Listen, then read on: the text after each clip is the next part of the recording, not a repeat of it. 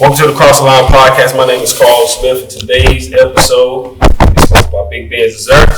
And once again, this is the final interview of the year. We like to finish with a bang. We call this the 2022 Hip Hop Roundtable. I got my people back with me again. To my left, I got Coach Peake. To my right, I got Troop DZA. And then I got my guy from one half of Respect and Salute, Doc Young. Fellas, what's up? What's going on? What's going on, bro? It's crazy. We done did this since like 2018. Yeah. So it's dope, man. It's a testament to everybody being consistent, man. So I appreciate y'all taking the time to chop it up once again. Right. Most definitely. I understand everybody got a lot going on with family, business, music, everything we got going on. So for everybody to be here, man, I appreciate y'all. For sure. Appreciate you, man. 2022. So first question I want to ask everybody: how did y'all view this year in hip hop overall? True, I'm gonna let you shoot first. Okay. Well, I feel like, man, this was a good year for hip hop. It was a lot of new artists, a lot of older artists still putting out good music. Nas put out another good album. And I think Drake put out maybe 2-3 albums in the last 18 months. So we had it was a good year. It was a lot of redundant music too, but it was good overall. Most definitely. That's different. I see it changing. A lot of artists, new artists are coming out. It's rapid. It's at fast speed, fast pace. So it's hard to keep up with them, but it's like an open court for me. Like, to me, it's anybody's ball game right now. If you got it, you own it, So it's dope. I like it though. I like what's going on now though. I think this year was an eye opener, man. Musically, it was a good year. You had a lot of artists dropping music, older and younger artists, but also you've seen a lot of things that's been brewing come to the light. We had a lot of tragic situations happen. So I think for sure. It's been a lot of drama this year, man. Unfortunate drama. That too. Yeah. Right. Yeah. It's crazy.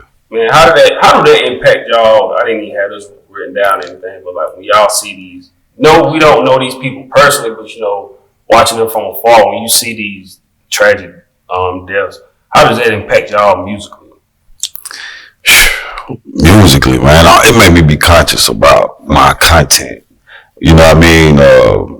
It worried me about what's being consumed. You know what I mean? Like, in a way, because I feel like at one point this year hip hop felt real dark. You know what I mean? It felt real dark. So, I mean, for me, it just, like he said, an eye opener. It made me just want to be more conscious about my content. I still appreciate, the art of no matter what anybody want to talk about, because we can relate to all kind of stuff. That's our culture, you know what I mean? But at the end of the day, it made me want to be more conscious about how I keep, my truth or whatever. So. Yeah, especially because we the ones that control the vibe. Right, yeah, for sure. What I mean? So it's like if we control the vibes, and we always putting out dark music, not even the dark music, but we putting out the music that we think is gonna sell. You know what I mean? And then, now you playing a dangerous game because you're not even putting out energy that you want to put out. You putting out something that you think everybody else wants. So that's a lot of that. Yeah, for sure. Yeah, that's real. I like that. Yeah. I wanted to point out, as we continue on, for people watching this on live, if you get a chance to, we get ready to discuss top 5 albums. If you have your favorite albums that you want to shout out, please feel free to comment below. We'll definitely read some of them.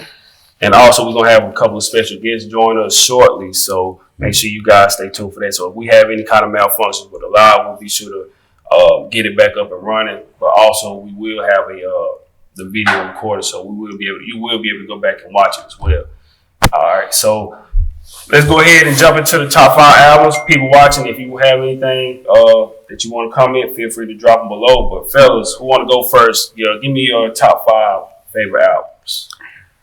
All right. No specific order, but I got my boy Freddie Gibbs sold separately. I got Future, I Never Like You. Lil Baby, It's Only Me. Pusha T, It's Almost Dry. And I don't know if I said Kendrick already. All right, well, I'm going to put Kendrick in there, so I think that's my 5 right there. Right. I had King's Disease on there, like you said, no particular order, but the album was really good. You know what I mean? Like, for somebody that's been in the game that long, come in and make an impact, sell how he sold this year, I don't think it was just by him being popular. It was good. Yeah, I mean, Nas and Hip are undefeated. Too, yeah, man. nah, they the King Disease Quality music. So, good quality music. Of course, Kendrick Lamar, Mr. Morale and the Big Steppers. A lot of dope, diverse sound on the Drake and 21. Kind of controversial pick, but I mean, it's hard to skip on that album, right? You know what I mean? It's a vibe. You know what I mean? I rock with it. Of course, Freddie Gibbs. I've been a big fan of Freddie, and he came with it. And then for 5, man, I had a tie. I added Future. I never liked you. Yeah, I love it. Yeah, but Pusha T and JID. You know what I'm saying? Yeah. Jid. That album was good. I forgot about Jid. Yeah, it was really good. So yeah, you know that's my ballpark top 5 right there. Yeah. All right, for me, Kendrick Lamar, Mr. Morale, and Steppers. You know, self-explanatory. Right. Future, I never liked him. I mean, I think Future did his thing. Of course, like you said, the Drake and 21 project, you can't really miss it. Like, you know what I mean? I like the guy I did by DJ Khaled. I like for sure, put all sure, the different artists together, and you know, from the veterans to the youngins, like you know. And I gotta give it to my boy Jeezy, man. That Snowfall, man. It's good to see Jeezy back in action. Yeah. You know, dealing with the producers that he been dealing with. This felt like 2007 again. Facts. My list, man. My list a little crazy, man. I had to put this album on here. It's not the best album, but for me, it was like I was listening to it from the beginning of the year to every trip that I went on. Number 5, I had Gotti, the CM10. To me, it was just, you know, I like the element of, you know, the street talk plus the business side of how Gotti would just talk about empowering his people. So when I was on the road traveling, man, like the Gotti was just like my go-to album, like for the whole year, really. Number 4, man, I got JID. That album just started growing on me over like the past few weeks. So I like JID. Number 3, I got Pusha T. Almost Dry. 2, I got Simba. Results Take Time. To me, that was like the most relatable project that I heard all year. You know, especially Simba's like, you know, he's not like faking reality or just like living this fantasy dream. You know, he's going through the process and understanding like the sacrifices it may take to get to where you're trying to go. So Simba was number 2 for me, and then number 1 was Freddie Gibbs. So separate to me, and I haven't even really been on Gibbs like that. I mean, I listened to his music, but to me, that was the first album all year that I listened to. It was just like, I mean, it constantly got better every time that I listened to it. And I would play it like front to back, like the whole entire album. So Gibbs was, for me, that was my favorite album so far. That album felt like a movie, man. Like it was like it took you on a ride, like. And like it was 2 albums that was concept albums. Well, I ain't gonna say just only 2, but 2 main ones. Pusha T being the Joker, and Freddie Gibbs, that album. You know, both of them being concept albums. That was dope. Yeah, I like it. Pusha T was hard too. Oh yeah. Dang, I forgot. I didn't even put Nas or Future on my list either. I like Future album a lot too, man. But Nas, like I said, that was one of my favorites. I really wanted to cheat and put Magic in there. You know, Magic dropped at the end of last year. Yeah. If I could have, man, that probably would have been my favorite one. Nas, man, he been on a different level so far for me. I mean, it's about time, man, because like at one point we was getting an album from Nas every 8 years. You know what I mean? So now it's like consistent. You working back in the bag. And he giving us good records. Not just good balls. Not just quantity. Good records. So, my boy Steve, shout out Steve, he said, I never liked her. 90 Days and Her Loss. I think 90 Days was Finesse 2 times. Okay. I like Finesse too. Like, I like him. The project he had was hard too. Yeah. Shout out my boy Steve for dropping his list. All right, let's go to the most disappointing album. I already know what mine is. I know what mine is. First. I go first. The Baby. Oh man. You know what I'm saying? It wasn't, you know, I mean, and I understand he got a style. I like his style, but, you know, it ain't for everybody. Yeah. But I don't feel like it just changing. It ain't giving me nothing, like making me feel nothing different, you know what I mean? Ain't growing at all. Yeah, so, I don't know, that's mine, you know, The Baby. Man, I was trying not to say The Baby because I was, you know, Carolina, man. But yeah, I agree though, man. Like I want The Baby to win. Right. You know what I mean? Like I want him to win. I ain't gonna lie, Lil Baby album after like the 5th song, it felt like I heard all of it. Yeah. Hold on, dog. You said Da Baby or Lil Baby? Da Baby. Okay. Who you going with? I'm going with Lil Baby. Oh man, I can understand that too. I mean, it felt repetitive. Yeah. But also with Lil Baby, I felt like, man, this is his second album. Right. So you know, like it wasn't a sophomore slump. It was just the same. We knew we was gonna get the melodies before they happened. Right. You know, like so. Yeah, the Lil Baby album was disappointing. I guess because I'm grading it off of hearing My Turn. And then, taking 2-3 years out, however long it was, and then going to this album, to me, it just seemed like it was just some dated music. A lot of leftovers. Yeah. Some of it sounded the same. Mm-hmm. And just like the hype going around it, man. So I'm like, all right, Lil Baby about to give us something that's going to really like separate him from everybody else in his generation, man. And then once it came out, I was just like, nah, I probably listened to it maybe 2 or 3 times, but I just wasn't feeling it. So to me, Lil Baby was, grading him off of My Turn. To me, that was like the most disappointing album this year. Mm. But he's still hard. Now. Yeah, nah, he's still on fire. He's still on fire. So yeah. Who you going with? Basically what Carlos said with Lil Baby, man, the album wasn't whack. You know what I mean? Yeah. It wasn't bad. Nah. It was just. Like y'all said, he had the hype going into it, and then you hear the album. It's like, it's alright. Yeah, it ain't mind blowing. Yeah, but I expected. I don't know. I heard the bigger picture about Lil Baby. You remember when all that stuff was going on, and I thought I was gonna get more of that. Yeah. But do you think we need more of bigger picture, Lil Baby? I mean, this is not the whole album, but you know what I mean. But sprinkle it, sprinkle it in there a little bit. Yeah, not the whole album. We still need that time. Right. You know what I mean? Because at that point, we was trying to capitalize on not even we. I know, artists trying to put that moment in time, and he was the only one that had bigger picture. Right. It was other artists that dropped albums during 2020, but they didn't know songs, but they didn't do that. You know? Bigger picture was unexpected. Yeah. You wouldn't expect artists like Lil Baby, to come and, be a voice of what was actually going on the way he did. So it was unexpected and refreshing. Because, I was hoping that we would shift a little bit the mindset of artists to be a little more, responsible. But I rock with that. Do y'all think the stuff that's going on in Atlanta with like Thug and Gunna kind of impacted his music too? Because maybe he took a step back, like not saying he's doing nothing illegal or anything, but like maybe he was just mindful of what he's putting in his the content that he's putting in his music. That's why he kind of pulled back a little bit, and it wasn't like what we expected. Right. I strongly think it did. Just cause, man, it's so much. See, we only see so much of what's going on, but it's a lot of deeper stuff going on in Atlanta. So, man, a lot of them rappers is probably finna clean they act up. Yeah. Music might finna change a little bit. Cause like it's, they ain't playing, man. Right. Y'all see what's going on? They ain't playing. But also, you shouldn't.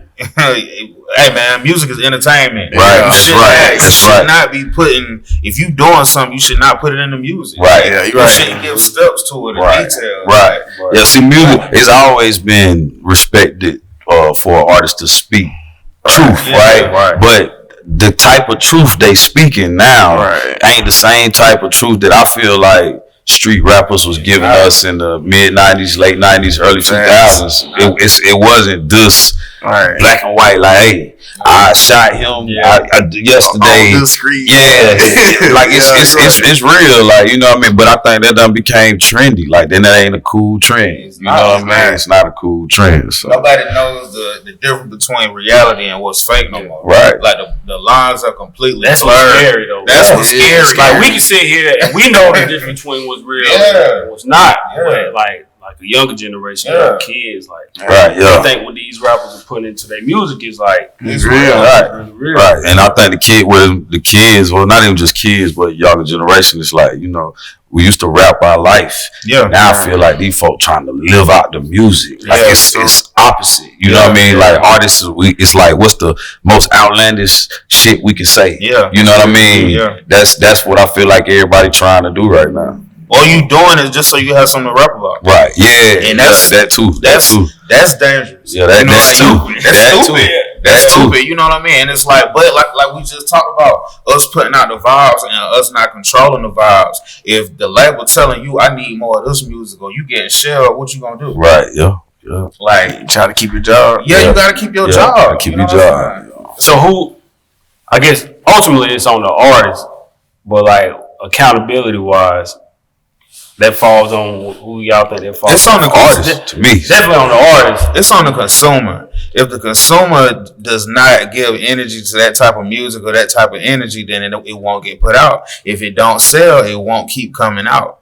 But if we keep going to it and we just like, man, the song hard, man, I really don't like what he talking about, but the song hard. Right, but I think we done got desensitive for it. Yeah, that's what I was saying. The sensitivity, we so much stuff done got normal now. Yeah. You know what I mean? Like seeing rappers go to jail became normal. You know what I mean? Or rappers dying is a normal thing. Or it's And it's almost like you gotta go to jail for them to take you serious. right, Like, Right, if you a certain type, I guess, Right. certain type of artist. right. Because the labels feed off, but they know that's gonna sell. They know people gonna be impressed or whatever. Right. I'm interested in an artist that got a little bit more dirt. You know what I'm saying, with them. I was telling my homie Calvin Miller, my right hand man. I think it's crazy. Like when the artists, I guess they think they're gonna pop, or when they do pop, it's like the first thing they do is like they gotta go grab a chain and put on this persona. Like I'm a rapper. Like Right. they have to do that so people can buy into them. Like, man, I feel like we already just falling into that cycle, and then the stuff that they put into the music is like a cycle, Right. Yeah. and it's just over and over, and then the same thing happens. That's Like, right. man, I don't even know. Like at this point, like what can you do as an artist? I understand that you want to make it so you can provide for your family, or are you going to buy it about it like the right way? Right. I mean, man, it's tough because the same thing that happened with the male rappers is happening with the women too. Like they all going the same route, man. Like everybody doing the same thing. No, that's a fact. Yeah, that's and real. we just talked about it. Like it's hard to speak out loud now, because if you say something wrong, or if you say, "Oh man, we can't do that," now you might get canceled. You know what I mean? Or it's like now nobody want to listen to you because your opinion is outside of the norm. Like you like, oh man, I don't like all the rappers looking like this. Well, go listen to somebody else then. Well, it's nobody else to listen to. You know what I mean? So it's like it's a dangerous game. Yeah. That what you said about the female rappers is real. Yeah. You know what I mean? Because it's a narrative, and Yeah. it's like, hey, but it also. I do with the consumers, bro. Like we get influenced by what's popular. You know what I mean? So it's almost like we don't even know what we like no more. Like we go what's trendy. When you pick a song on the add to your Instagram clip, you picking the popular song, not the song that you want to add to your clip. You trying to find the most popular song. So it's like, do we even know what we like anymore? So you can get the most eyes on your page. Right. It's all about just having the vision. People like looking at you, man. And if we doing that on our personal time, so think about these artists. I got to put something that I think they're going to tap into. We doing the same thing when we post our reels and stories. So, I got to make it go crazy on TikTok. That's right. Yeah. Let me switch over. We're going to go to the next topic on here is going to be the MVP of the year. Like, who was the artist you feel like had the best year in hip hop this year? Kodak Black. Ooh. I think Kodak had an MVP. Man, Kodak was narrating Kendrick album. He had a hit. Like even if Super Gremlin wasn't #1, and also, well, actually, I'm gonna say two. I'm gonna say Future, because I just read a clip today that said Future had a song in the Billboard Top 200 every week this year. That's crazy. So I feel like Future and I feel like Kodak had a good year. I'm definitely Kodak too, but my pick will be Future. The reason I say that because, man, I don't know if people realize, man, Future been in the game for a minute. Right, yeah, for sure. Man been in the game for a minute, so for him to be on fire like he was this year, Right. and he been in the game since 09? Right, yeah. That's crazy, man. You know what I mean? He's in that bag. Right.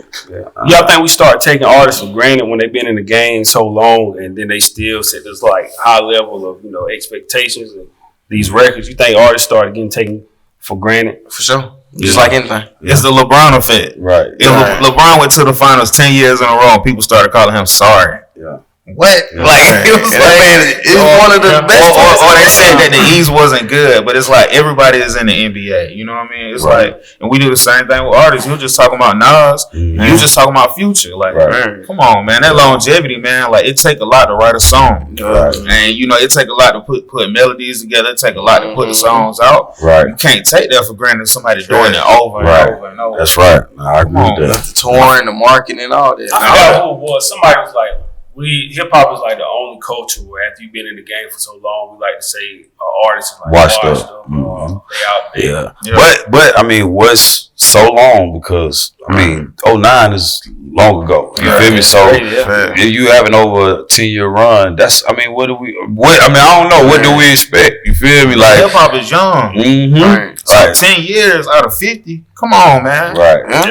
Yeah. I think it's the way you evolve with it too, though, because. You know, you can look at Future. He hasn't been the same all 10 years. Right. Like, he's literally evolved into the way he is now. Right. Same thing with Hov. You know what I mean? Yeah. Rose has been on I say top 10 since he walked in the door. You know what I mean? Since Port of Miami, I mean, he's been very consistent. You know what I mean? And changing through the different eras. You know, so. Yeah. He don't even look the same. That was almost 20 years ago. We're talking about Port of Miami. Miami came out 2006. 2006. That's crazy. Yeah. Straight up. 4 more years. Straight up. Dang, that's so crazy. What y'all had his MVP like the best year in hip hop this year? We all had. I say Kodak. I agree with him because I really didn't know. I didn't know who to give it to. You know what I mean? But Kodak, when you mention Kodak, the impact and the type of things that he's been a part of this year, the records that he's been a part of this year. I mean. Super Gremlin, one of the biggest. Come on, man, yeah. So not even just Super Gremlin, the record he got with DZA son. Yeah, that's number one. That was number one record. Everywhere, man. Yeah. And his DJ went viral. That whole Get 'em Black, you know. It's all. He had moments. Right. That's one of the biggest sounds on TikTok. Yeah. He been consistently in the conversation of something new this year. So I like that. I give it to Kodak too. I went with. As a collective, I just went with CMG as like a collective. I respect that. Artist, like Gotti did with his whole label, with he dropped. And of course, you still got Bag, and then you got Glow. You got Big. Shout out to Glow. I'm about to say, Glow. She hard. I mean, say if we talking impact. Total, man, Gorilla. She became the world's hip hop sweetheart this year. Everybody I run across like Glorilla for some reason, you know. Even if they don't like the music, her personality. But she's hard. Yeah, she really rap. Like, she can really rap. Yeah, she can really rap. Yeah, that's why I had CMG as a whole, but definitely Glow. I feel like she definitely had a breakout year. Yeah, I like Glow. Glow killed it. It's that personality, man. You got relatability, man. You would think she a local artist when you get online. Right. But she and she's not conforming to that narrative that you feel like female rappers have to talk about a certain way. Nah, she popping her shit differently. You know what I mean? And I like get that female rapper starter kit. You know, she came out when she was herself. Straight up. It's another female MC, Ricky T, the one that she got a TikTok saying, "Look at me, call me Ricky T." Oh, I like that. I just heard the video. She from Fayetteville, but she about to take off. She from Fayetteville? Yeah. Okay. Word. I ain't know that. Fayetteville got some artists. Yeah, I like the way she signed. Her voice is crazy on that record. She signed anybody or? I don't think so. Well, I really don't know. No. She signed SCMG, the same level. Okay, with Baby on. Okay. So they got her back behind her right now. So yeah, I think mine went to just as a collective. You got Gotti, you got Moneybag, you got Glow, you got ESTG, 42 Dub, Mozzie. I like the little compilation album they had too, but definitely Big Glow was like the one who kind of like really like broke through. I think she got some some big expectations going into next year. Right. Which is gonna lead to my next question: what artist for you guys has the most pressure going into 2023?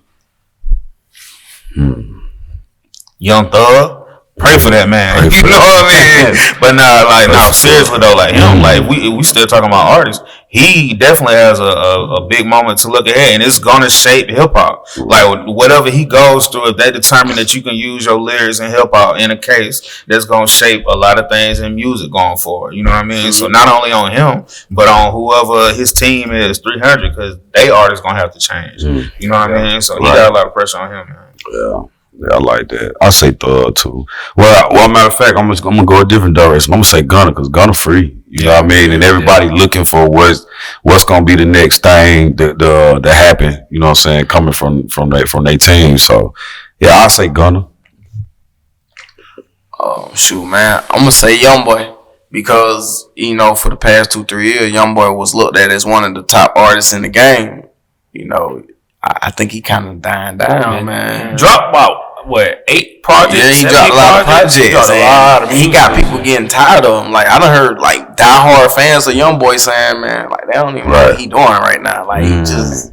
Why though? Like, is it just because it's too much, or is it just like what it is? I think it's the combination of the trouble he been in, plus all the music he's dropping at one time, and it's just like a bunch of music. It ain't sticking. You know what I mean? He can rap to me. You know, he makes talented music. He's talented. He just putting out a lot of tracks right now, and I think. You think it's a method behind him putting out so much music? Like, what's the point of like strength? We know. Come on. They tell you to keep dropping. They tell you to drop as much as possible. No matter what. He dropping. This ain't normal the way he just dropping. But they tuning in though. Like that, he got a core fan, but that YouTube money. I think they say that money different. You know what I mean? That YouTube money different.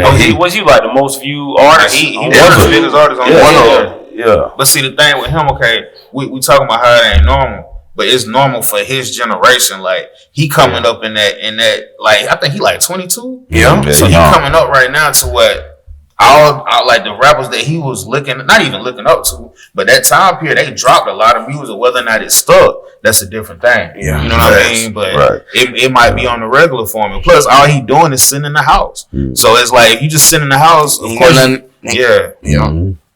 Nah, that make a lot of sense. Yeah. I couldn't never. I like YoungBoy. I listen to some of his music, but I can't just constantly like listen to him all the time. I guess maybe like I ain't definitely I'm older than YoungBoy, but like being that young, some of the stuff. I mean, just the stuff he put in his music, man. But like he got this young generation. That's what I'm gonna say. These kids act like they been through it. He touched these kids like they can relate to something. You know, lines, man. They be knowing this man whole name, everything about him. They be real huge fans of this man. So it's something he doing right because he's connecting with people. You know what I mean? Even it's older people too that know something special about YoungBoy. Like I know it's something special, but it's just not. You know what I mean?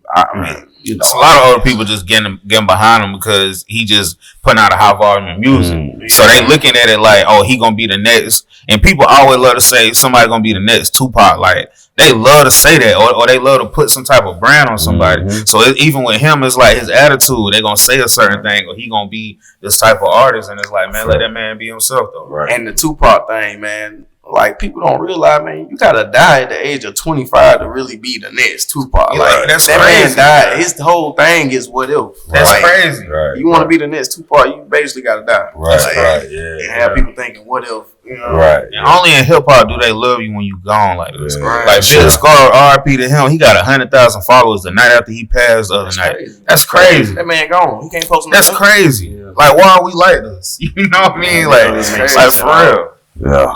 I don't understand, man. Give me an artist you guys, became a fan of this year.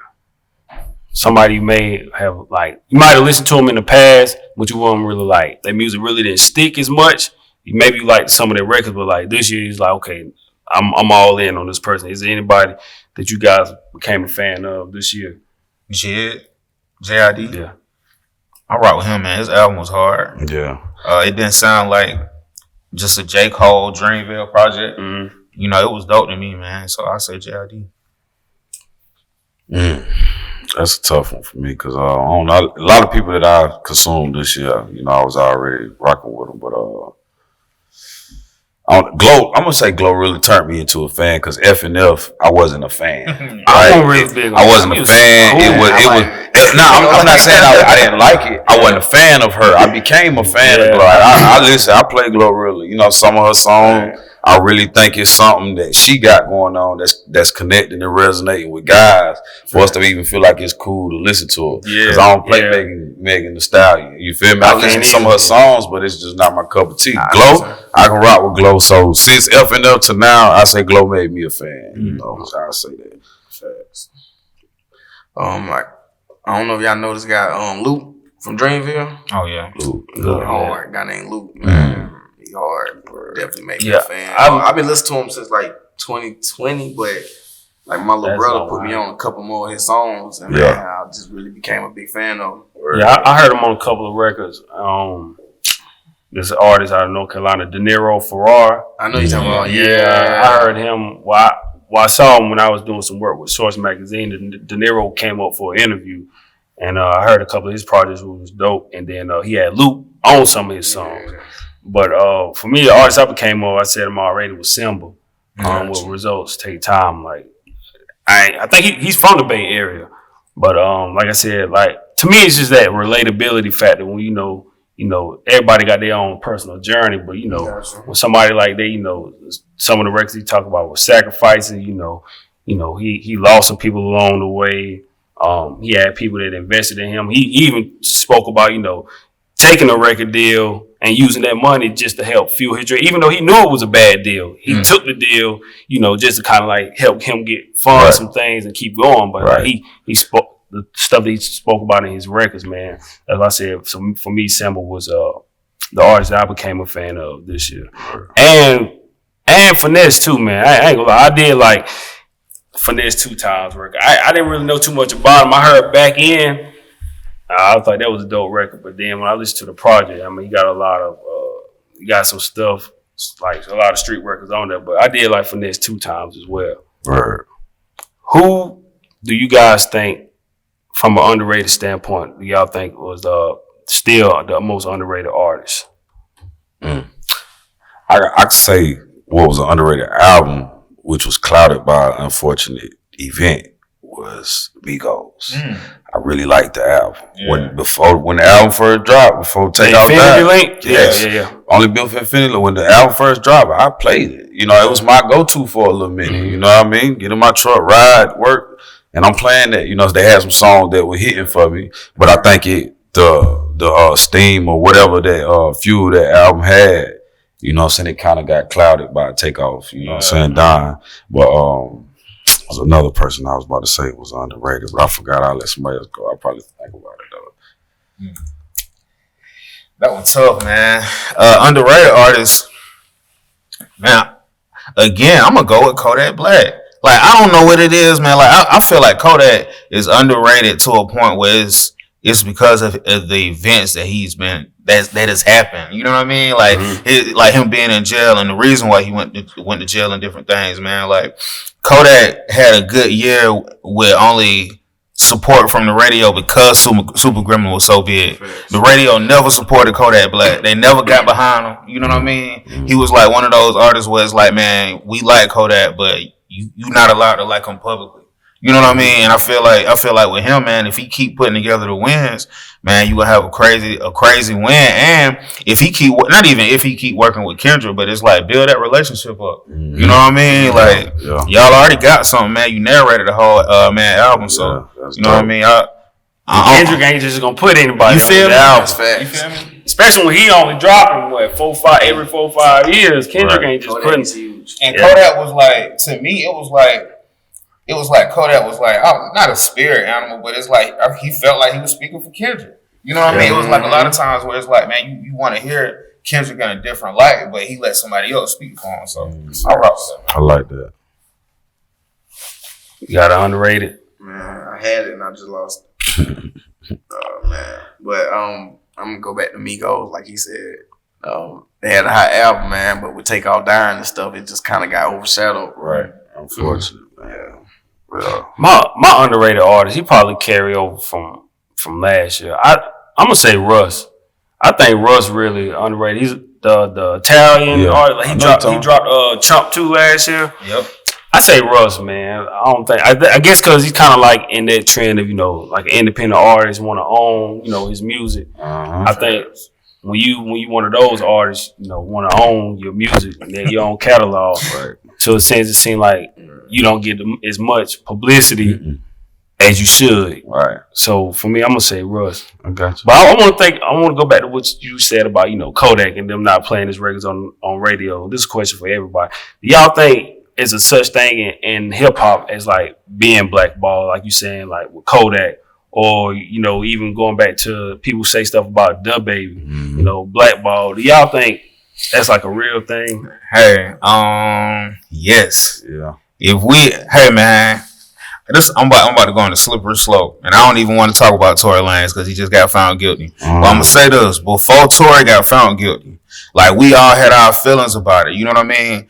Like we just talked about Tory going out R. Kelly route, and he kept putting out music to get people to forget what he was going through. The music was good, but it was not getting pushed. Right. It was not the labels control these Spotify playlists, so you don't even, like you said earlier, you don't know what you like. Right. The labels make you like this music. Right. You know what I mean? So it's like even with Tory music, Tory had good music, but he went the R. Kelly route. You can't do that when you going through a situation. Right, because he hit $1 million with the NFT joint. Was that this year? Yeah. So that was the beginning. He made $1 million in 10 minutes off of music. Right. Who does that? But it's like at the same time that situation that he, and I'm not co-signing this man. Right. You feel me? Like I'm not doing that. But what I'm saying is it is a such thing as blackballing, because if the powers that be got that money and they can put their people in power over you, they definitely gonna do it. Right. Yeah. I agree with you, man. It's definitely a such thing as blackball. But I think some of the people that society be saying blackball, they don't be blackball. For example, a lot of people was like the Baby was blackball, but when you go to these playlists, he's all over these playlists. He still gets played on the radio, etc. His music just wasn't good. Yeah, I think it just didn't stay with the hype. You know what I mean? He didn't deliver. You know what I mean? This year with the album, the hype. So all the other stuff does dominate now because you didn't show up, you know what I mean, and you got other stuff that's taken away from, you know what I mean, because I think some of it has something to do with like some of the antics that go behind, some of the music with these artists, especially like me and my homie, we had a discussion. He was talking about DZA Baby being black, but I was like, man, I don't know, man. To me, I was like, when it's a lot of stuff, like when it comes to, and I still think he dope. He can rap, but it's like when you swinging on your artist and stuff like that, you keep getting in trouble. And then the thing with the video with the baby mom, calling her, calling out her name and everything. To me, I was like, that's a lot, man. So I think people fell back from him. You know what I mean? Just like everybody been saying your flow repetitive. You know what I mean? In the antics, and once the females start feeling a certain way about you, it get a little weird for you. You know what I mean? Because he was the ladies' man. That was his moniker. You know what I mean? The chocolate, whatever he used to, whatever he used to call it. Like the females was real big supporters of him, and I think that Danny Lee thing rubbed a lot of his female fans the wrong way, and then the other antics just was like people just was, about over it. Once you lose your women base, it's over with. Yeah, because women buy your music, they buy your merch, and these dudes are not buying your merch. You do not want to look in the crowd and see a whole bunch of dudes at your show. You know what I mean? And the women they're gonna buy you tickets every time. So it's like once you lose that crowd, it's tough, man. It's tough. And women are the tastemakers. It's real. Yeah. But I still think, man, I think he's still gonna be all right. I mean, I think he still got some stuff he gotta to figure out or whatever. But I mean, it's only been really broke like a couple 2-3 years ago. Yeah. So I was like, man, I say he still has a fan base, you know what I mean? But as far as the majority, But it's crazy, it's like people will support you when you're on your grind, and then you get to that top. It's like they already to a sense it seems like they room for him to come back down. So like you had your moment, And the son asked like time for you to come back down, which he did hurt himself with some of the stuff that he did. Right. But I'm the type, man. Even though he did all that, I still want to see nobody just fail. Just just go straight to the I always want to see somebody win, man. Right. Exactly. Especially like people from our area, like this home, man. Even though he's from Charlotte, I mean, still it's close to home. So Right. We act like a South Carolina nigga. Right. Yeah. But the thing, you gotta have good music. We talked about this earlier, man. Like the music is becoming more disposable. And it's to the point where like our big artists are putting out disposable music. Right. Yeah. It's like music that you play in the background while you cleaning your bathroom. Like you don't even pay attention to it. You know what I mean? Right. There's nothing that's sticking no more, man. Beat hard. The beat hard, you moving your head, but you can't. Man, it seems like an album will last for a week now. Right.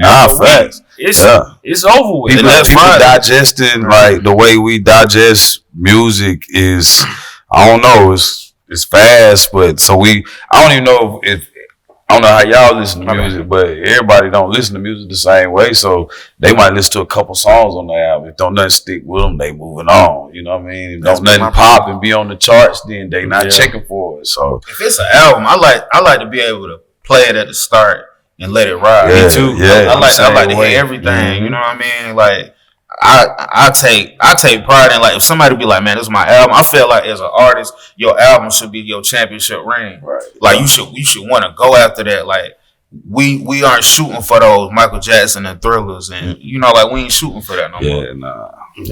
Let me see if we can get Courtney on the line real quick.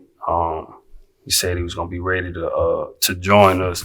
For people watching, Courtney is the founder of Stay Fed Productions. He's an artist. I met this brother a couple years ago at CIAA, and me and him stay connected. Let me see if we can get him on the line real quick. What's going on? Yo, what's up? How you living, man? Can you hear us? Yo, you can hear? I can hear you. Word. Man, I appreciate you taking the time to join us. I got the fellas in here with me, man. We've been talking about this hip-hop year of 2022. I want to ask you real quick before I get your top 5 projects. How did you view this year 2022 in hip-hop?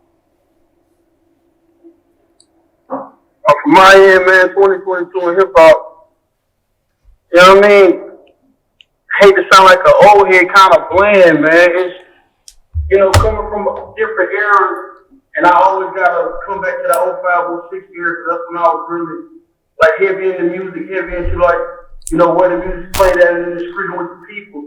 It's like you don't feel the vibration no more, man. It's like I didn't really feel like who had it, you know what I'm saying? Who really was moving it like that. When big names drop, you got like a buzz and a song or two, and everybody get a week.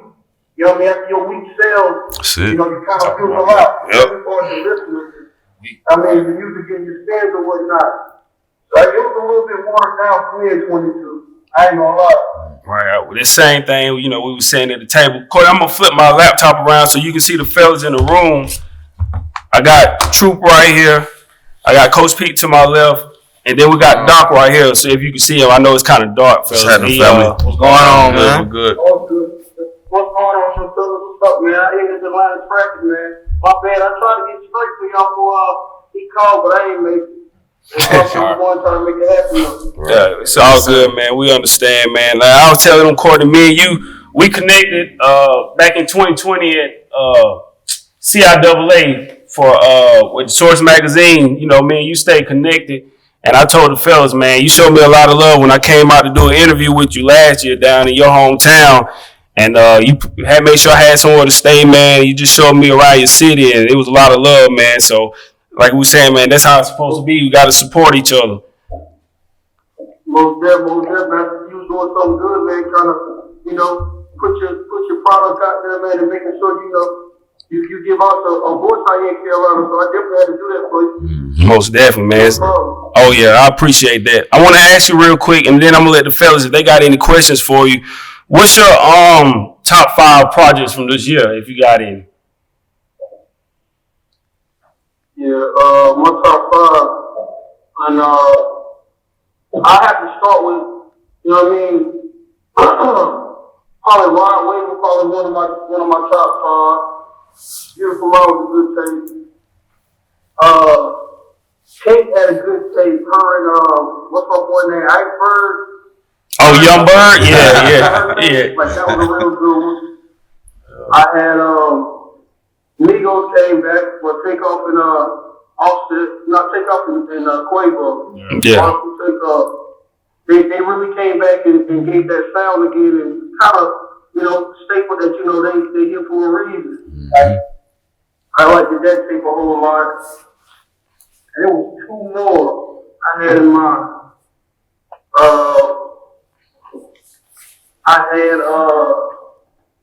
One second, man, because I jotted something like that too. We'll make sure I get them on the head. Leave nothing out. Brent Fires had a good tape. I enjoyed that one as well. It had a real good storyline. Sure. Brent Fires and DJ Khaled. Yeah. DJ Khaled probably had the only tape I ever listened to a City Girls verse. And the way they redid that live camera action, man, it was crazy. Yeah, it was hard. I definitely enjoyed that one as well. Those are my top 5. Word. I got one other question, and fellas, if y'all got something to ask them in a second, then that's cool. You remember last year when me and you had a conversation, you sparked a very good question. It was a great point. We spoke about, when you think of certain places, like if you think of Atlanta right now, you think of like Amigos or Future or Lil Baby. If you think of like North Carolina, you think of like you think of Dub Baby or you think of J. Cole. And when we spoke about South Carolina, you like at a point to a certain degree, you might feel like we don't have like that face of South Carolina yet. And I'm gonna let everybody at the table chime in as well, but can you go ahead and elaborate on that point again about like that face of South Carolina?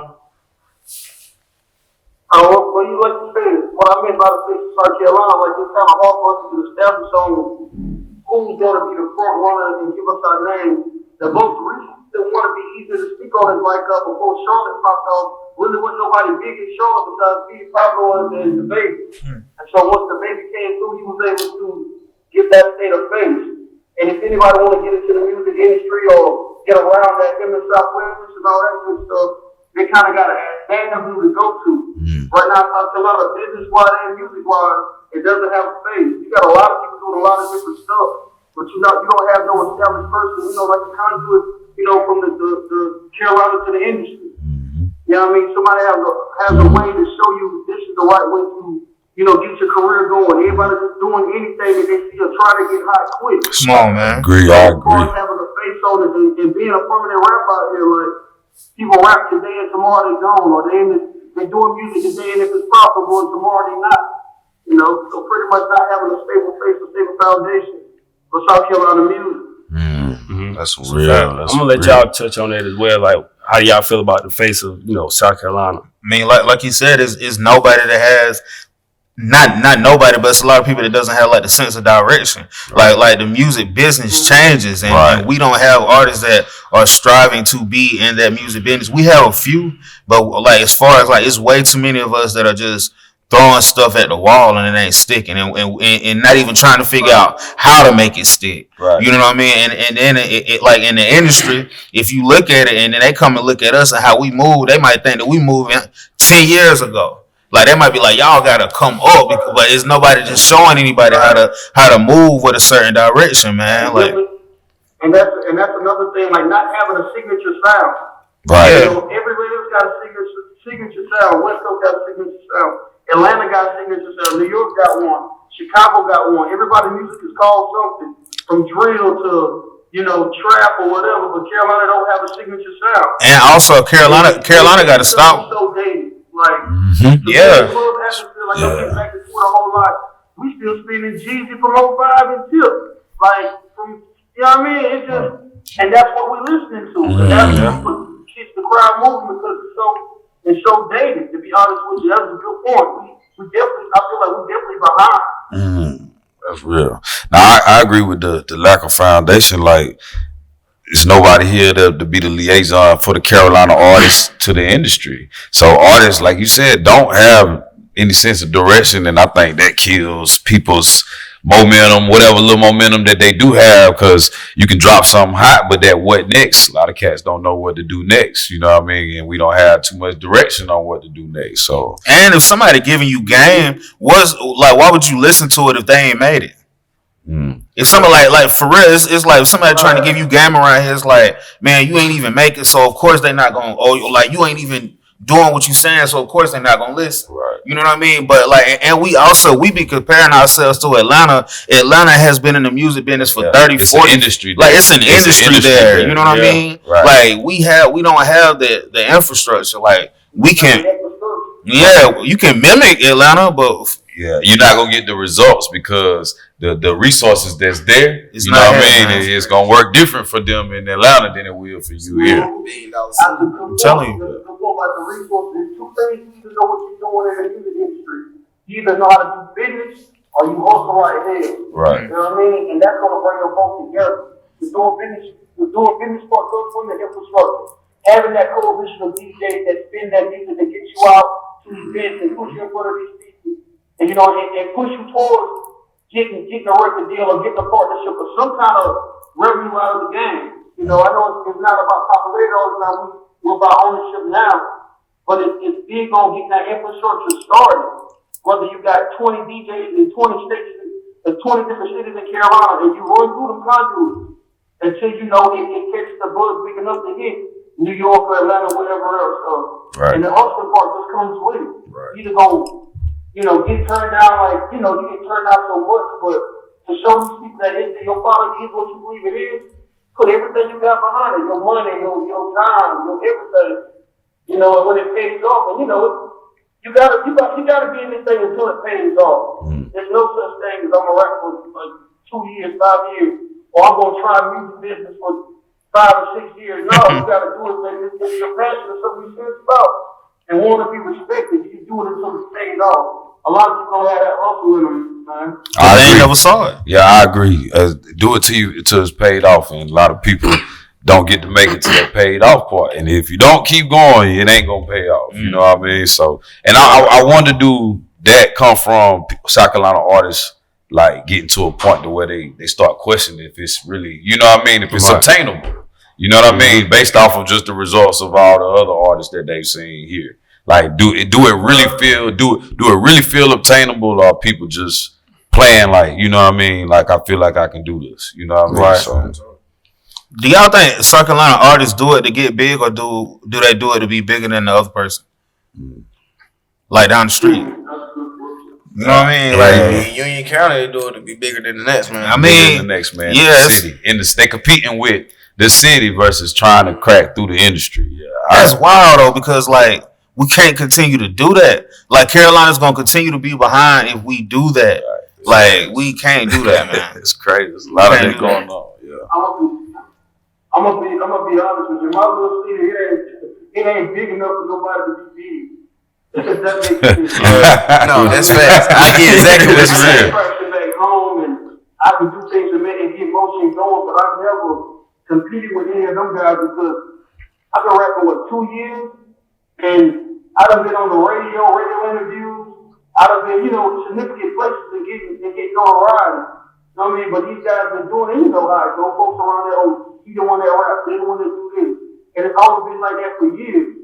But the business aspects of it, they never took serious. Right, yeah. The corner boy rapping shit was cool and the freestyle and the battling, but when it came down to put the promotion together, what's your budget, what's the video? Because it's work.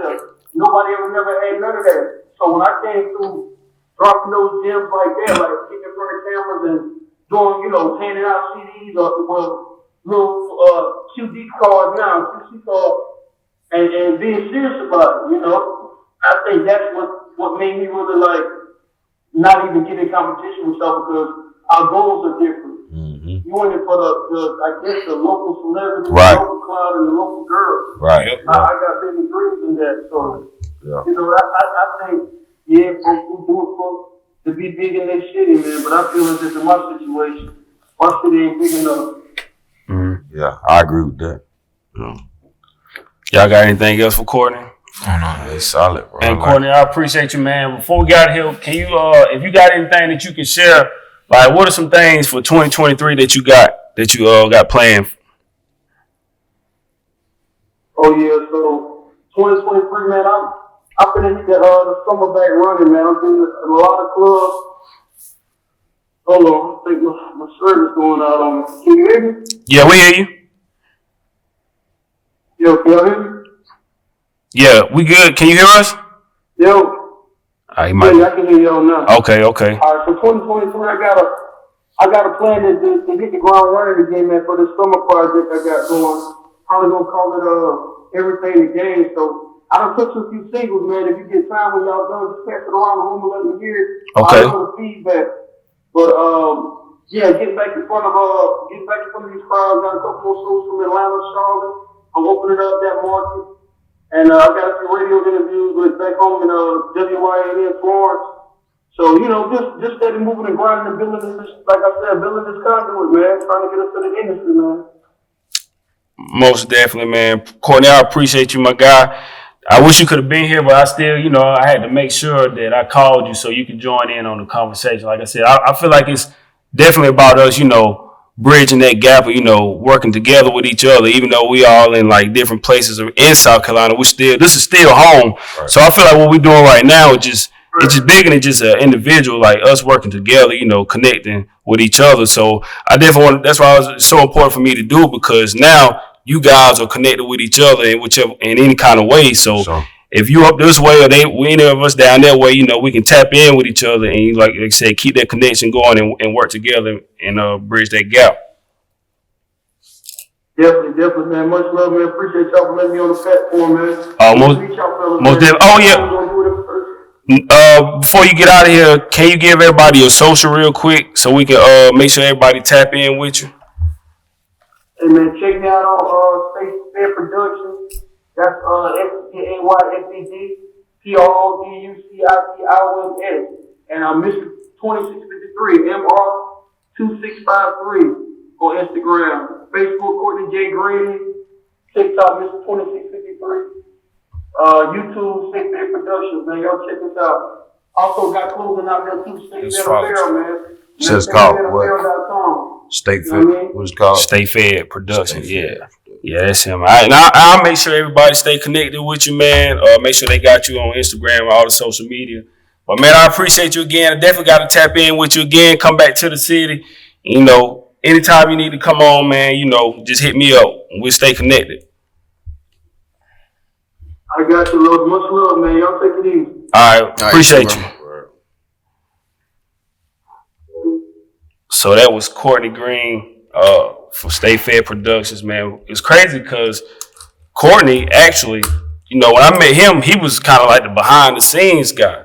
He had an artist with him, and I think his artist may have ended up getting into to a little trouble or whatnot. So then he, he started making music, but he always been business savvy. Like I said, man, when I told him we was gonna stay connected, and then we finally, it was like a year and a half had passed by, went and linked up with him. He made sure I had someone to stay down there, man. Took me around the city, just showing love. I feel like that's a big part of, networking, man, showing love to each other, man. That's what it takes. So, man, I definitely want to get him in because, talking about that face of South Carolina, I feel like that was a good point. Most definitely. So let's see. I think Brandon is about to be ready. Let me see if I can get him on real quick, and then we'll get ready to wrap it up short. It can't be a face of South Carolina until it's infrastructure. Yeah. Right. I agree. It got to be some type of balance. You know what I'm saying? But we need that somebody that's gonna come kick the door down. But they got to be worried that people want to get behind them. You from where we from, so we know you. You know what I mean? Yeah. Like, you ain't gonna fool people right in front of you, bro. You know I promise you. Yo. Yeah, hey, I'm about to sit down over here in a second, bro. Okay, all right. I got we got Brandon on the line. Brandon, he's the founder of Beats and Beers. I met Brandon through his publicist. Was it? I think it might have been last year. All right, so I'm gonna flip the screen around so you can see everybody at the table. We got Doc. I know you say you met Doc. What's up, B? What's good? We got my man Troop and we got Coach Peake right here. What's going on, man? Yeah, it's a little bit low, but I think y'all can hear him, right? Yeah, we can. Brandon, so first thing I want to ask you about the year 2022 in hip hop. How did you view the year overall? I thought the year was good. You know what I'm saying? We got a lot of good albums. Out of it, we got a lot of good, you know what I'm saying, new artists. I feel like there's a lot of people that took their time making albums, you know what I'm saying, this year. And just overall, like, I feel like we got a lot of good quality albums out of the year. Mm-hmm. So what's your top 5 projects for the year? Okay, we can go with Kendrick is at number 1 for me. And the rest of these can fall in line. However, so Kendrick at number 1. More recently, my boy Astro, Herbert album. I'm gonna go Nas, Troop DZA, 3. What was one that people probably slept on was Ben Staples' album. The Ramona album. Yeah, I heard it was dope. Yeah. So that was one. And then what's my last one is gonna be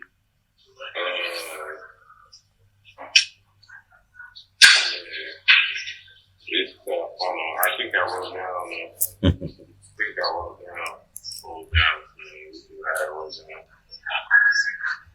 I'm gonna go Pusha T.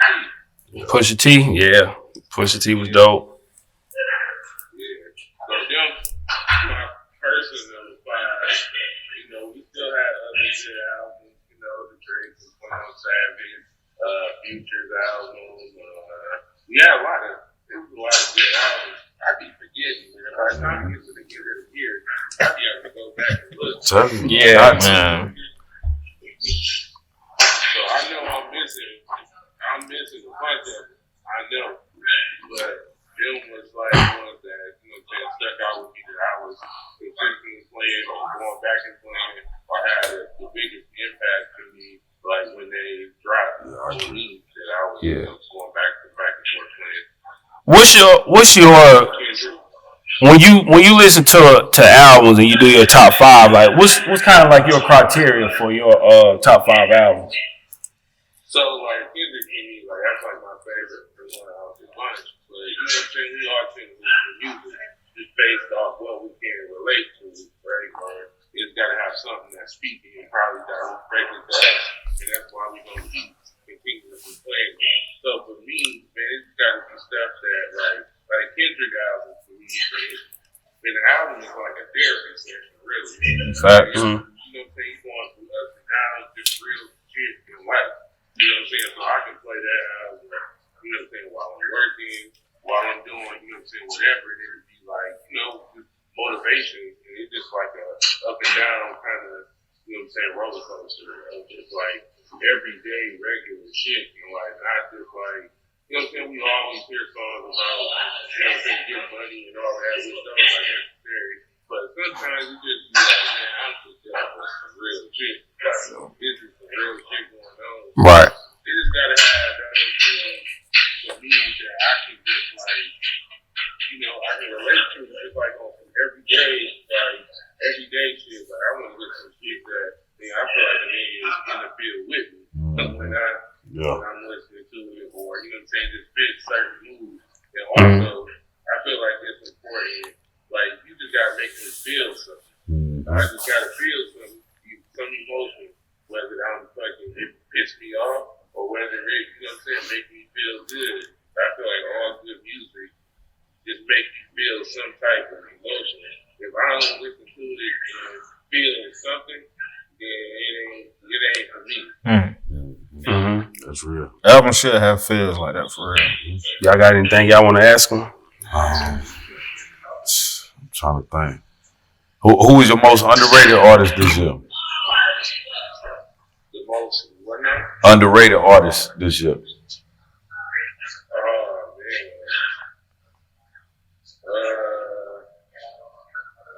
I don't know, probably because I'm thinking about him. Just now, but I feel like Ab-Soul was underrated. Going into this album, especially, like a lot of people.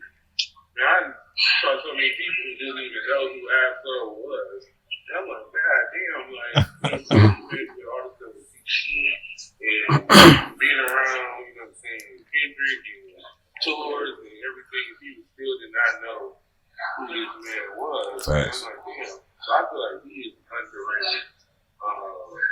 And hopefully this album, you know what I'm saying, wake some people up. And I know I can probably dig a little bit deeper on this question. For sure. And come back and be like, man, this is, you know what I'm saying, this is underrated. I know who underrated. Westside Boogie. Man, that album was hard. Yeah. That album was hard. Westside Boogie. That's my nigga. I've been fucking with him for quite some time. Like, all his albums. Yeah, he's underrated. I think he loves. I don't know. I probably come up with a whole Word. Westside Boogie, I would put his album in the top 10 albums this year. To me, because like for real, like when I heard it, I was like, I didn't know what to expect. But man, he got live instruments, like his girl giving him hell throughout the album. Like it's a dope vibe. You know what I mean? Like it's different for real. Yeah, no, that's. Man, I love Westside Boogie. Man, I love. What's the name of them overall? What they do at, I don't know if I'm familiar with LBR is. I know Westside Boogie is up under, he's managed by LBR. Yeah. But they really take their time and put the album together. So they got like Summer Walker and Black. He under that Shady Tree too. Yeah.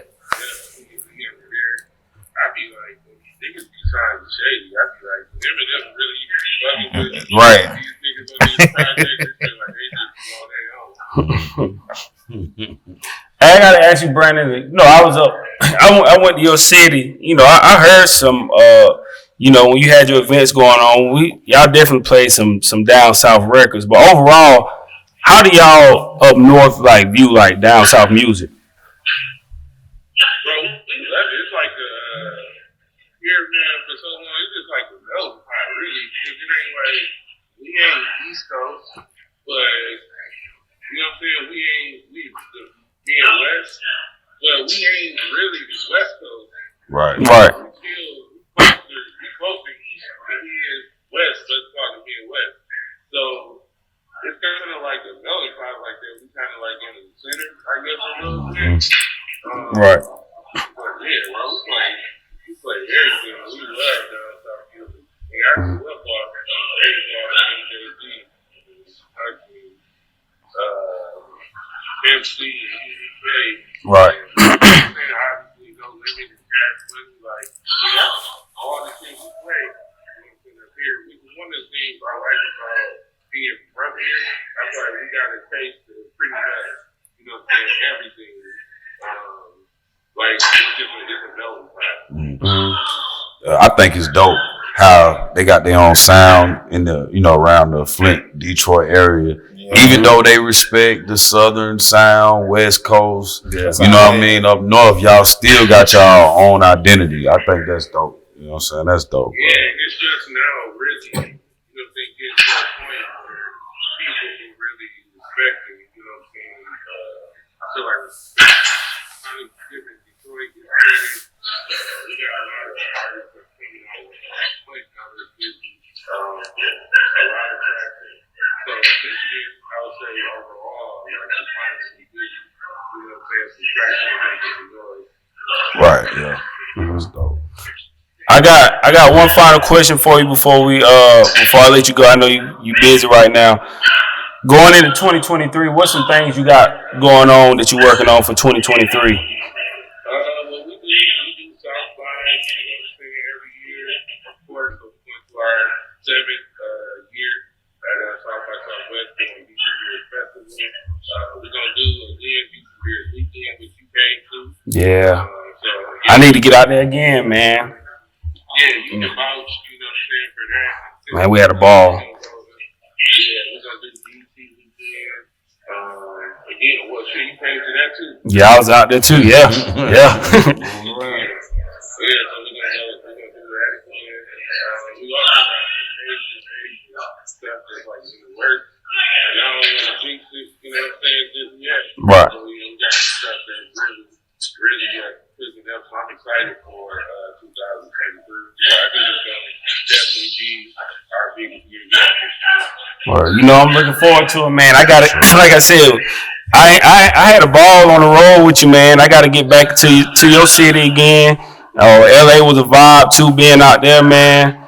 I was telling them about the bowling party we went to at YG. Like that was a. Shit, I forgot about that. Yeah. I forgot. Bro, I forgot. Wow, yeah, that was crazy. The YG party was crazy. Word. Yeah, that YG party was everything we went through that weekend. It really was, man.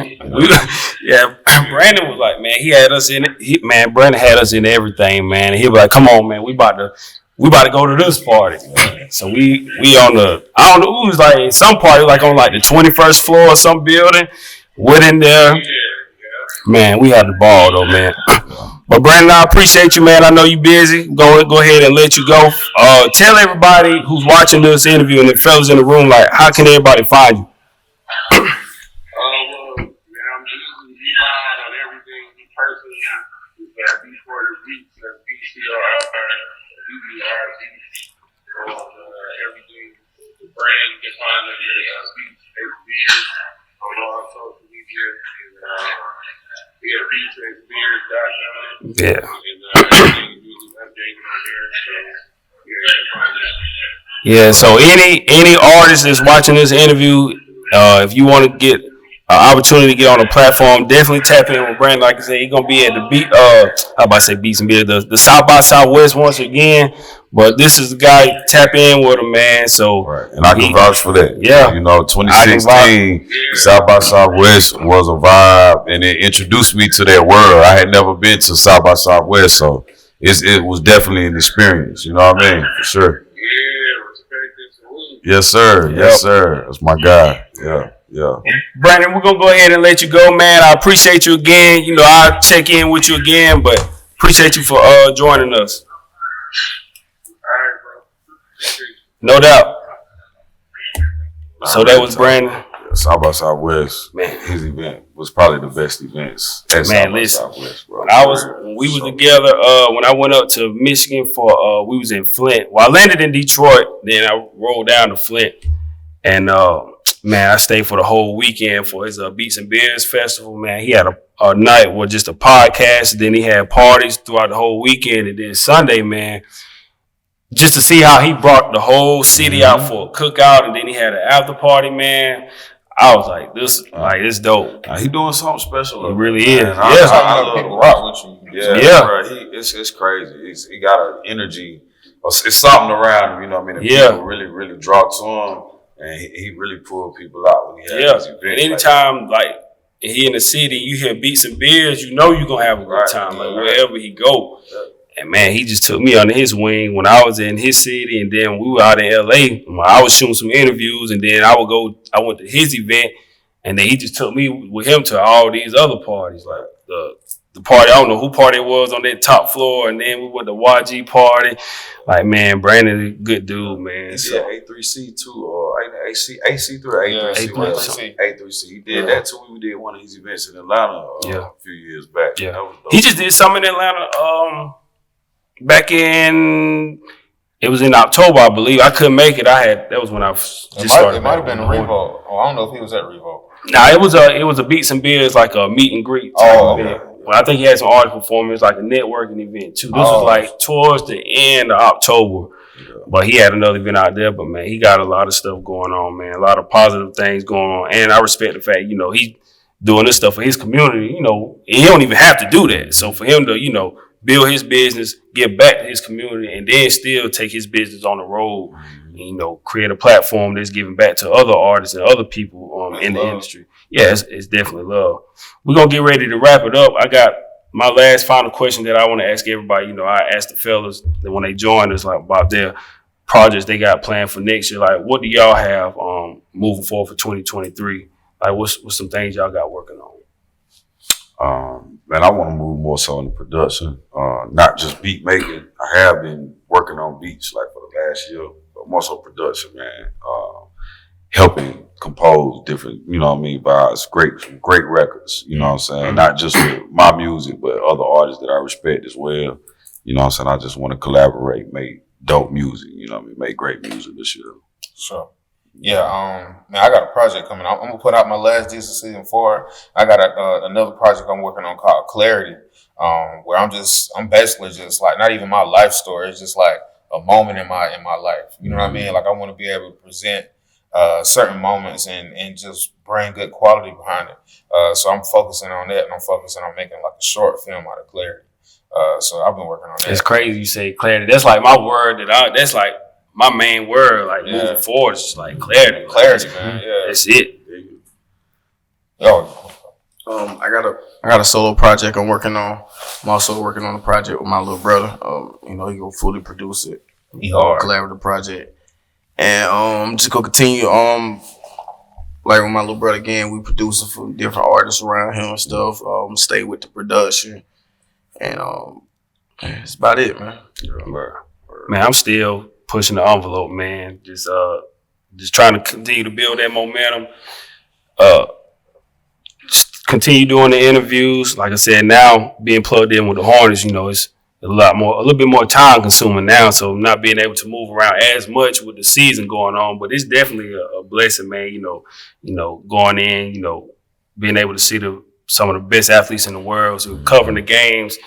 Then I go back, still shoot my own content. But the best part about it, just being on my own. You know what I'm saying? Like when people ask me, who you work for, I tell them I work for myself. That's right. I built this thing from the ground up, man. So, like I said, it's crazy how I told I've been telling people, like, man, when I graduated, I wanted to work for like an ESPN or Fox, one of these major outlets, and I just kept hearing no.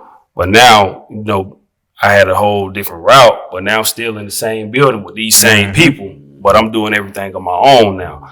So, still want to, continue. The podcast ain't going nowhere, working with the Hornets, but eventually I want to transition out of, for me covering the games to I want to be a branch for somebody else who wants to go in, cover these games. So if they want to go, then they can fall under my umbrella or something that I've already built, and then they can go cover it.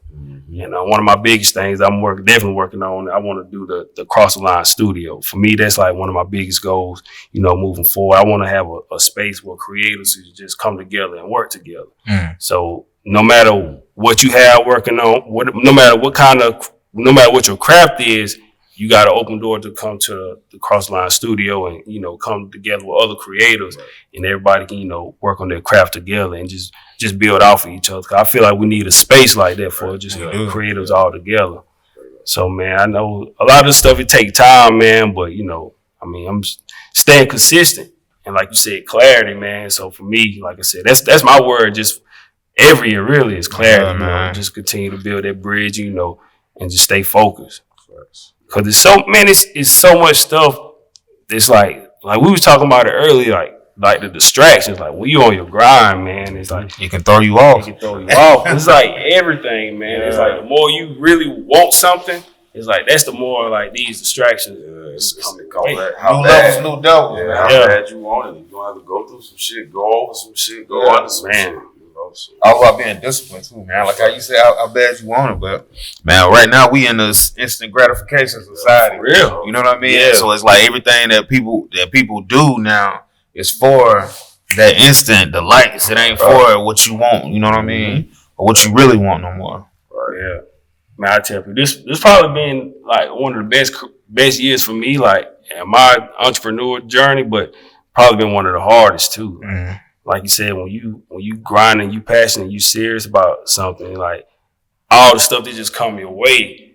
And I know, like I tell people all the time, Ben is the guy that changed my life. And like you said, man, like life is always gonna give you a reason to quit. Like, man, you got kids, you got family, you got bills to pay, and you still trying to go after your dream. Like all the stuff just coming at you, and it's like, man, that's too much. I'm gonna put my dreams on the back burner. Like, it's so easy to do that. Like, when you serious about something, man. Balance, man. Trying to find that balance. Going, you know, with being last January, being there, pop the year off in that type of energy. Yeah. It changed my, you know what I'm saying, changed my perspective. And I've had different years the last 2 years than I would have if I didn't show up. So exactly. That was big. Yeah, and I was telling him, like, that's how we met. Like, that was big. Me and the vision, man. Like, Ben is one of those people, like, and I always say that interview I did with him, One Man, One Stove, that was the interview that just changed my perspective on life. And it just, like, taught me, like, to just dream big and have a vision of, like, what you trying to do, what you trying to accomplish, man. Because, like I said, most people, man, they don't know where they going. They don't know what they want, you know. So, you know, just staying focused, you know. And it's good to have Ben because, or anybody that's in a position like that, that got that vision, man. Because there's so many of us that, like me, for example, man, I had to get out of the point of saying something before I did it. You know, I felt like a real king. Like when you playing chess, if you announcing all your moves, you leaving your king vulnerable. So it's like you got to go ahead and make your moves in silent, pin them, and do what you got to do. You know what I'm saying? Do all that talking at the end. You know, like when it's in their face, you know, but having been to somebody else. And I remember I used to go with Pete's house because I saw what he was doing. And I was like, Pete, what are you doing? Right. You know what I mean? Because he remember I put up in his yard. Like I was like, bro, like show me what you doing, man. Yeah. Because like I want to know. Like I ain't the type that I'm gonna get the information. I ain't gonna tell you. Right. You know, like I'm gonna get it. I'm gonna tell you. Now it's up to you what you gonna do. Right, what you gonna do? Yeah. Right. So it's like, you know, you just gotta have somebody in your that you know that got the vision, man. Right. That's real. Yeah, absolutely. That's why I brought a coach. That's why his name Coach Peake. Like for real, man. Like I ain't even trying to gas him, but bro put so many people on game, low key. You know what I mean? So it's like it's a whole bunch of stuff that bro put me on. I mean, it's important to, you know, be able to, like I said, somebody in our area that we can, you know, reach out to. Yeah, it's gonna put you on game. Like I feel like it's important because, you know, like I said, a lot of times, man, people might have the information, they don't want to give it to you. That's right. So shout out to you for that, Peake, just for, you know, having that, being able to just give back to people, man, and just put them on game. Well, fellas, I appreciate y'all, man. Let's get ready to wrap it up. Can y'all tell everybody how to find y'all on social media? Yeah, I'm on Instagram, Twitter, Troop DZA, on Facebook, Troop DZA, TroopDZA.com, and Troop DZA on YouTube. From Instagram, Respect and Salute Forever, that's the group page. Facebook, Respect and Salute. Twitter, Respect and Salute. So anywhere, Respect and Salute, you know, that's how you can find us. Twitter, Instagram, Facebook, PK64. Just PK64. Shout out Calvin, Fly Guy. He just he said, Peake, that guy we all go to, real coach. Oh, for real. Shout out my boy Fly Guy. I appreciate that. I'm still learning myself though, man. You know what I mean? I do appreciate it though, but you know, I be learning myself, man. It's always gonna be a learning curve, man, for everybody. Everybody. But man, fellas, I appreciate y'all again for real, man. Like I said, this has been like we've been doing this since 2018. We didn't get to make it last year, you know, with the pandemic and everything still going on. But like I said, this is just a true testament to, you know, consistency, you know, just seeing everybody at this table. Man, you know, like I said, so much stuff come your way. And then a lot of people they were passionate about something in 2018 and then they just quit on it. Mm-hmm. So for us to, you know, still be at this table to chop it up once again. And I enjoy it because for me, man, like y'all put me on game about music. And, you know, I always said, I was telling Courtney a couple of days ago when I had a conversation with him, man, I was like, man, I never want to feel like I'm too out of touch with anybody. Mm-hmm. I want to make sure I stay grounded so like I can hit y'all up, y'all can hit me up if something going on. I never want to feel like, man, like I'm not accessible to anybody. Yeah, for sure. Yeah, so I appreciate y'all again, man. And so hopefully everybody that watched this interview, you enjoyed it. This is a 2022 Hip Hop Roundtable discussion. This is Cross the Line Podcast. Till next year, keep chasing your dreams. Thank you for listening.